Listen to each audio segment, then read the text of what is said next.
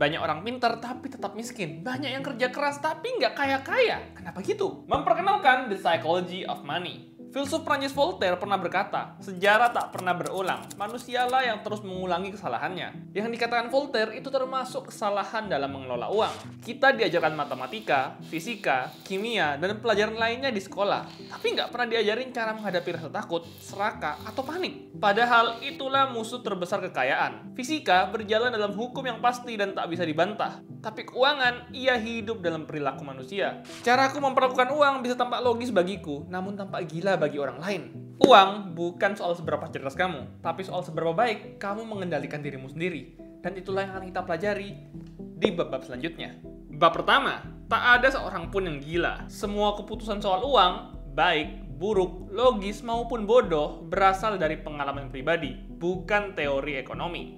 Mereka yang tumbuh di masa susah akan melihat resiko dengan cara yang berbeda dibanding mereka yang lahir di masa yang nyaman. Itu bukan karena mereka bodoh, tapi karena mereka hidup di dunia yang berbeda. Orang yang pernah kehilangan segalanya akan jauh lebih hati-hati dibanding orang yang baru mengenal pasar saat semuanya sedang naik. Dan sebaliknya, mereka yang tumbuh dengan stabilitas cenderung meremehkan betapa mengerikannya krisis. Uang bukan hanya soal angka, tapi soal ingatan, ketakutan, harapan, dan cerita yang kita bangun dari masa lalu. Kita mungkin bisa belajar sejarah, tapi kamu nggak akan pernah bisa merasakan luka yang sama seperti orang yang pernah benar-benar kelaparan karena krisis. Pada akhirnya, pengalaman pribadi akan lebih membentuk keputusan keuangan kita dibanding teori apapun. Bab kedua, keberuntungan dan resiko. Bill Gates, penemu Microsoft, adalah orang yang sangat beruntung. Dia termasuk dari sedikit anak SMA yang punya akses komputer di tahun 1968. Dari kira-kira 303 juta remaja di dunia, hanya kira-kira 300 orang yang dapat kesempatan itu. Salah satunya adalah Bill Gates. Tapi sahabat dekatnya, Kent Evans, sama cerdasnya, sama ambisiusnya,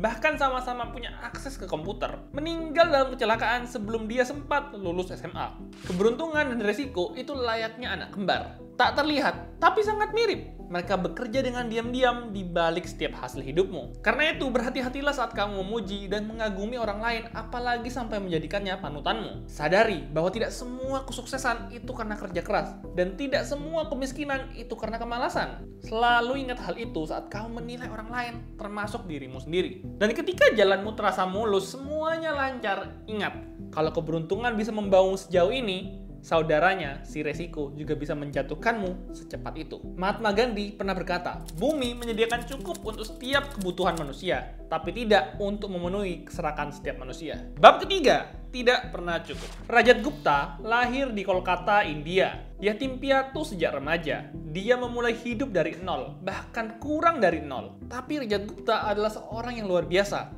Karena kerja kerasnya, di usia 40-an, dia berhasil memiliki kekayaan 100 juta dolar. Lebih dari cukup untuk hidup dengan tenang dan bebas. Tapi ternyata, dia ingin lebih. Dia ingin masuk ke lingkaran miliarder. Keinginannya itu membuatnya mengambil jalan yang salah. Hingga akhirnya, dia dipenjara. Reputasinya pun hancur. Padahal ia bisa memiliki segalanya asal tahu kapan merasa cukup. Rasa tak pernah cukup tak hanya bisa menghancurkan orang lain, tapi juga bisa menghancurkan dirimu sendiri. Keserakahan akan terus membuatmu merasa kekurangan walaupun kamu punya segalanya. Itulah mengapa salah satu keterampilan finansial yang paling sulit dalam membangun kekayaan adalah tahu kapan harus berhenti. Tahu nggak kenapa Warren Buffett bisa punya kekayaan sampai ratusan miliar dolar? Rahasianya bukan cuma karena dia jago investasi, melainkan sesuatu yang lebih sederhana dari itu. Bab keempat, penumpukan membingungkan. Salah satu faktor yang paling powerful dalam keuangan adalah waktu. Satu hal yang perlu kamu tahu tentang Warren Buffett adalah dia sudah konsisten berinvestasi sejak dia umur 10-11 tahun. Kalau aja Buffett baru mulai investasi di umur 30 dan pensiun di usia 60, diperkirakan kekayaannya mungkin cuma 11 juta dolar. Angka yang sangat jauh jika dibandingkan dengan ratusan miliar dolar yang dia miliki sekarang. Itulah kekuatan dari compound, pertumbuhan yang terus menumpuk, menggulung, perlahan, tapi pasti. Skill Warren Buffett memang diinvestasi, tapi rahasianya ada pada waktu. Masalahnya banyak orang itu nggak sabaran dan pingin hasil yang cepat. Padahal investasi itu bukan soal hasil tertinggi, tapi soal bertahan cukup lama dalam permainan ini. Dan untuk bisa bertahan, kamu butuh lebih dari sekedar strategi. Kamu butuh karakter.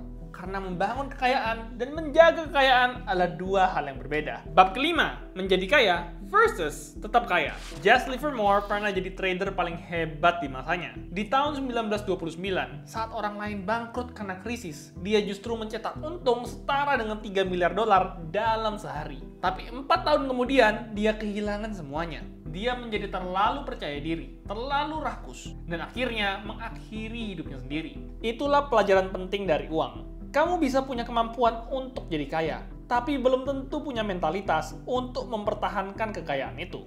Ada banyak cara untuk menjadi kaya, tapi mempertahankan kekayaan dibutuhkan kombinasi dari hidup frugal, kerendahan hati, dan rasa takut kehilangan. Warren Buffett bisa bertahan bukan karena dia selalu benar, tapi karena dia selalu berhati-hati. Dia nggak tergesa-gesa, nggak FOMO, dan nggak pernah ngerasa dirinya tak terkalahkan. Karena dia tahu dalam dunia investasi, bertahan itu jauh lebih penting. Apakah dia pernah melakukan kesalahan? Tentu, tapi terkadang cukup satu keputusan besar yang tepat bisa mengalahkan puluhan kesalahan yang kecil. Banyak orang hanya akan lihat hasilmu, bukan proses gagalmu. Bab ke-6, Anda menang undian. Heinz Berggruen adalah seorang pedagang seni dari Jerman. Dia membeli ratusan karya seni sepanjang hidupnya. Sebagian besar karya seni yang dia beli tidak laku, tapi karya seni dari Picasso yang dia beli cukup untuk menjadikannya seorang miliarder. Sama halnya dengan Disney. Dari 400 kartun pertamanya, banyak yang disukai, tapi juga banyak yang sangat-sangat gagal dan rugi besar.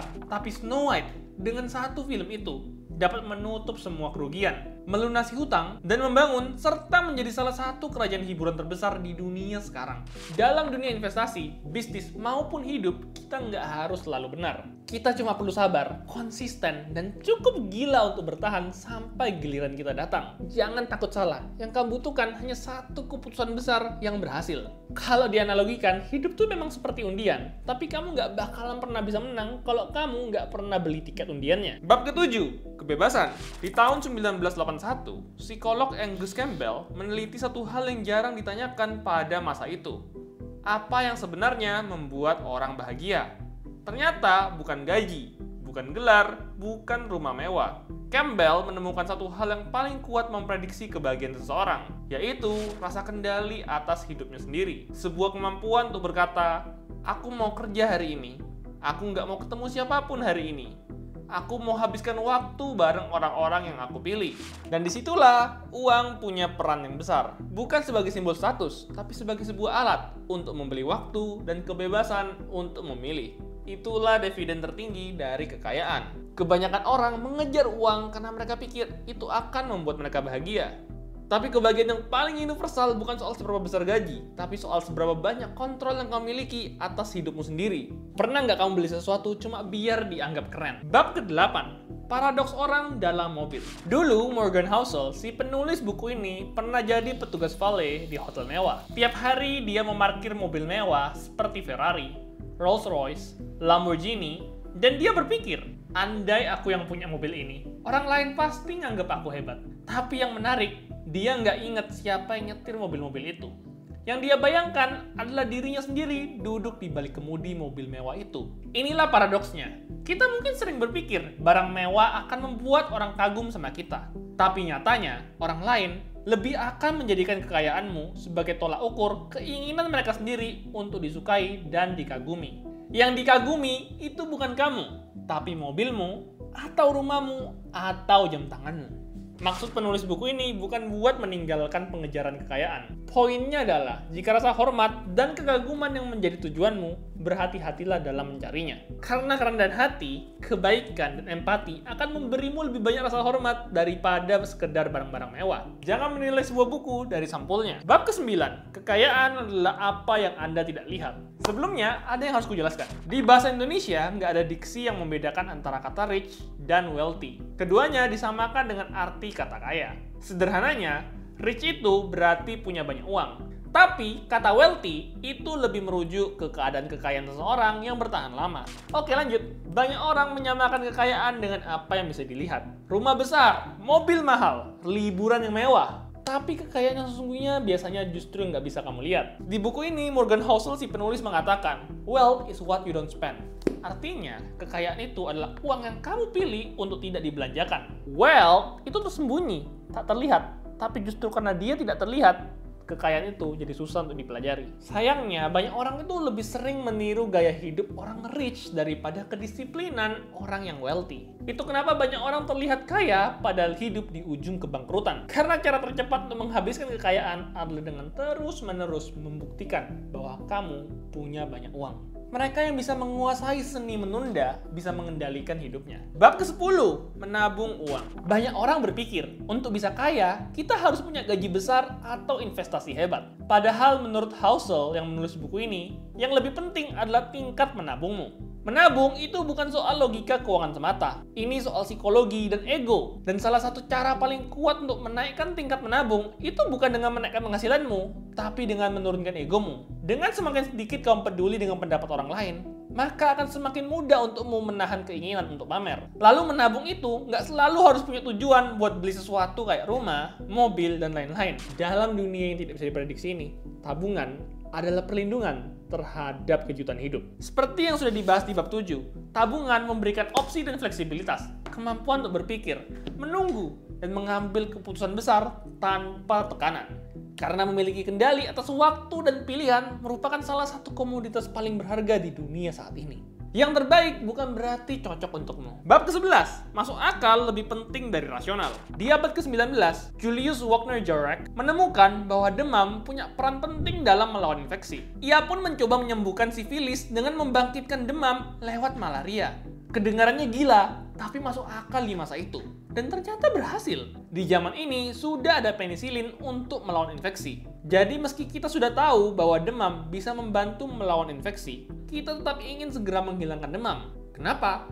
Karena demam itu menyakitkan. Dan kita sebagai manusia secara alami menghindari rasa sakit. Begitu juga dengan uang. Kita ini bukan robot. Manusia itu emosional, cemas, dan terkadang impulsif. Karena itu, seperti yang ditulis oleh Morgan Housel, dalam keuangan, jangan kejar strategi yang paling rasional, tapi kejarlah yang paling masuk akal. Strategi yang bisa kamu jalankan dalam jangka panjang. Banyak orang gagal menabung atau berinvestasi, itu bukan karena strateginya salah, tapi karena mereka nggak kuat jalaninnya. Maka dari itu, daripada bikin strategi yang sempurna tapi bikin kamu stres, lebih baik pilih yang sederhana, tapi kamu bisa jalankan dengan tenang. Pada akhirnya, dalam dunia keuangan, yang bisa menang bukan yang paling pintar, tapi yang paling bertahan lama. Apa yang belum pernah terjadi, bukan berarti tidak mungkin terjadi. Bab ke-12, kejutan. Banyak orang percaya bahwa masa lalu adalah peta terbaik untuk membaca masa depan. Tapi Profesor Scott Sagan dari Stanford pernah berkata, hal-hal yang belum pernah terjadi justru terjadi sepanjang waktu. Artinya, di dunia yang terus berubah dan penuh kejutan ini, terlalu percaya pada sejarah justru bisa membutakan kita terhadap kemungkinan-kemungkinan baru di masa depan. Ironisnya, banyak investor justru menjadikan sejarah sebagai panduan utama dalam pengambilan keputusan mereka. Ini bukan berarti sejarah nggak penting. Memahami sejarah tetaplah penting karena ia membantu kita menyusun ekspektasi, mengenali kesalahan-kesalahan umum, dan memberi gambaran kasar tentang apa yang cenderung berhasil. Namun, sejarah sama sekali bukan peta yang akurat untuk masa depan.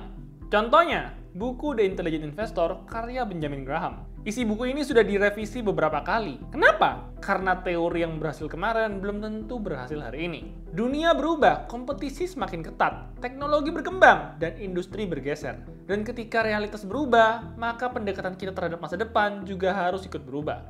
Jadi pertanyaannya, kalau sejarah nggak bisa jadi panduan kita, gimana caranya kita merencanakan masa depan? Itulah yang akan kita bahas di bab berikutnya. Dengan tidak mempersiapkan diri, kamu sedang mempersiapkan diri untuk gagal. Bab ke-13, ruang untuk kesalahan. Pemain blackjack profesional tahu satu hal penting. Kamu bisa menghitung peluang, tapi kamu nggak pernah bisa benar 100%. Makanya mereka biasanya menghindari all-in walaupun peluangnya besar. Itu prinsip penting dalam keuangan. Selalu sediakan ruang untuk gagal. Benjamin Graham pernah bilang, tujuan adanya margin of safety adalah agar kita nggak perlu bergantung pada ramalan. Margin of safety, buffer, cadangan, apapun namanya, intinya jangan pernah mempertaruhkan hidupmu pada prediksi yang bisa saja meleset. Sayangnya banyak orang yang meremehkan ini. Mereka percaya masa depan itu bisa dihitung seperti angka di spreadsheet. Padahal realita itu lebih liar dari teori manapun. Sejarah penuh dengan contoh kisah orang yang terlalu yakin yang akhirnya tumbang. Tapi mereka yang mempersiapkan ruang untuk kesalahan, yang mempersiapkan plan B ketika plan A-nya gagal, mereka lah yang bisa bertahan. Bab ke-14, kamu akan berubah. Ceritanya, ada satu teman penulis buku ini yang waktu kecil cita-citanya jadi dokter.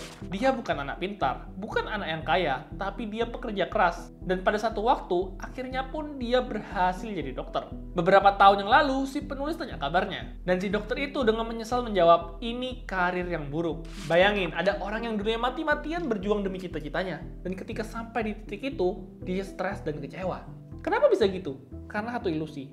Kita kira kita akan terus jadi orang yang sama. Padahal realitanya, kita terus berubah. Keinginan kita berubah, nilai hidup kita berubah. Bahkan definisi kita terhadap sukses ikut bergeser. Itu kenapa banyak rencana jangka panjang gagal. Bukan karena bodoh, malas, atau semacamnya. Tapi sederhana karena kita terus berubah. Dan kalau kamu terlalu setia pada versi lamamu, kamu bisa jadi tawanan keputusan masa lalu. Karena itu terimalah kenyataan bahwa kita terus berubah dan move on. Karena semakin cepat kamu sadar, semakin cepat kamu bisa menyesuaikan rencanamu. Semua orang mau hasilnya, tapi nggak semua orang mau bayar harganya. Bab ke-15, tidak ada yang gratis. Banyak orang mikir kalau investasi itu cuma soal angka. Asal kamu punya uang, nanti juga bisa kaya dari investasi. Padahal, nggak semua harga bisa dibayar dengan uang. Kadang, harga yang harus dibayar adalah rasa takut, panik, penyesalan, dan kesabaran yang nggak semua orang punya. Masalahnya, harga-harga ini nggak kelihatan di depan. Baru panik ketika market tiba-tiba merah. Baru nyesel cut loss setelah besoknya tiba-tiba malah all time high. Kalau kamu mau hasil yang besar, kamu harus tahu betul harga yang kamu harus bayarkan. Dan sadar kalau kerugianmu itu bukan denda yang kamu bayarkan ketika kamu melakukan kesalahan. Namun layaknya uang sekolah buat belajar yang kamu bayarkan di awal. Tapi ingat, harga yang kamu bayarkan itu nggak selalu sama buat semua orang. Karena keputusan keuangan itu sifatnya personal. Dan itulah yang akan kita bahas di bab berikutnya. Pernah nggak kamu beli sesuatu cuma karena semua orang beli juga? Bab ke-16, kau dan aku. Di dunia investasi, bakal sering banget kamu lihat orang beli saham A, harganya naik. Terus si B ikut beli karena FOMO, takut ketinggalan kesempatan untuk cuan juga. Padahal si A bisa jadi berencana beli buat disimpan 10 tahun. Sedangkan si B beli cuma buat keuntungan yang bakal dijual besok. Udah lihat masalahnya? Orang-orang memainkan game yang berbeda.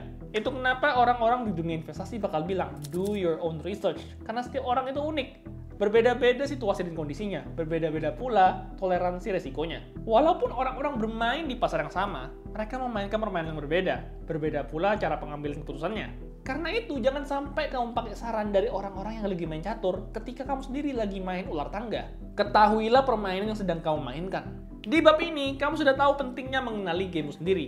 Dan di bab selanjutnya, kamu akan mengetahui kenapa banyak orang lebih mudah tertular rasa takut daripada berharap. Tahu nggak kenapa berita-berita itu lebih suka pakai judul yang negatif? Karena otak kita lebih percaya pada pesimisme daripada kemungkinan hal baik terjadi. Bab 17, godaan pesimisme. Bayangin gini, ada orang yang kamu nggak kenal datang, tiba-tiba bilang ke kamu, beli saham A, ini besok bakal naik 100 kali lipat. Kemungkinan besar kamu bakal mikir, ngaco. Tapi kalau ada orang yang nggak dikenal, di sosmed misalnya, bilang, saham B yang kamu punya, besok bakal anjlok karena skandal. Bisa jadi, kamu akan panik dan segera cari informasi lebih lanjut. Tahu nggak kenapa? Karena optimisme sering dianggap naif, sedangkan pesimisme terdengar logis, serius, dan lebih mudah menarik perhatian. Otak kita lebih sensitif sama ancaman.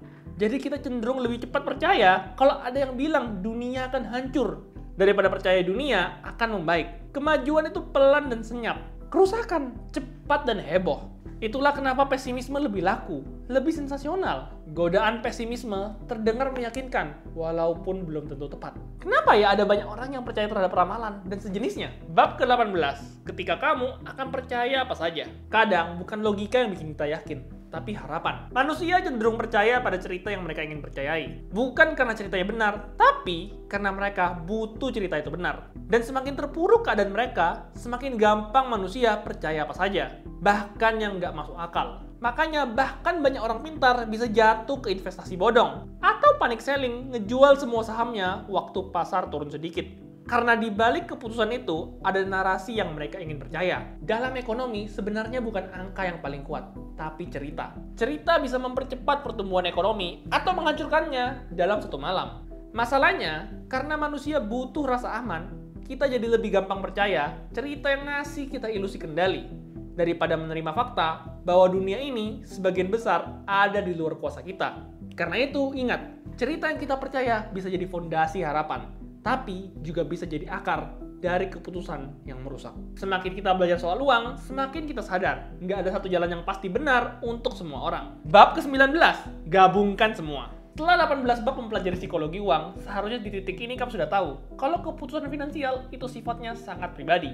Penulis buku ini nggak bisa ngasih tahu kamu harus apa dengan uangmu, karena dia nggak kenal kamu, nggak tahu apa yang kamu inginkan, nggak tahu kapan kamu membutuhkannya, dan pastinya nggak tahu kenapa kamu menginginkan hal itu.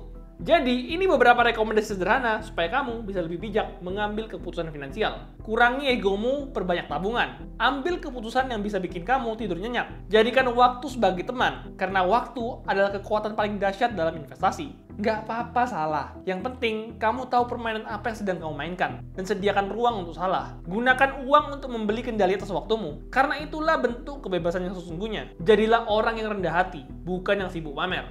Dan hindarilah keputusan finansial yang bisa menghancurkanmu. Di bab selanjutnya, dan yang terakhir, kita akan membahas tips-tips yang digunakan oleh si penulis buku ini sendiri. Penguasaan diri adalah bentuk tertinggi dari kecerdasan finansial. Bab terakhir, pengakuan. Bagi Morgan Housel, penulis buku ini, merdeka finansial bukan berarti berhenti bekerja, tapi bekerja dengan orang yang dia suka, di waktu yang dia pilih, dan selama yang dia mau. Setiap keputusan finansial yang dia ambil selalu berangkat dari tujuan itu. Hidup sederhana, menyimpan banyak uang, nggak perlu stres hanya demi mengejar keuntungan tertinggi. Katanya, aku bisa terima kalau aku bukan investor yang terbaik, tapi aku nggak bisa terima kalau aku jadi investor yang buruk. Soal strategi, dia percaya nggak ada strategi yang cocok untuk semua orang. Setiap investor harus cari strategi yang paling mungkin membawa mereka ke tujuan pribadinya. Karena hidup ini soal bermain dengan peluang. Dan setiap orang menilai resiko dan kemungkinan dengan cara yang berbeda. Pada akhirnya, semua pelajaran dalam buku ini mengarah pada satu tujuan,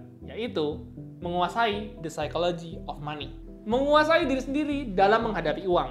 Itulah bentuk tertinggi dari kebijaksanaan finansial.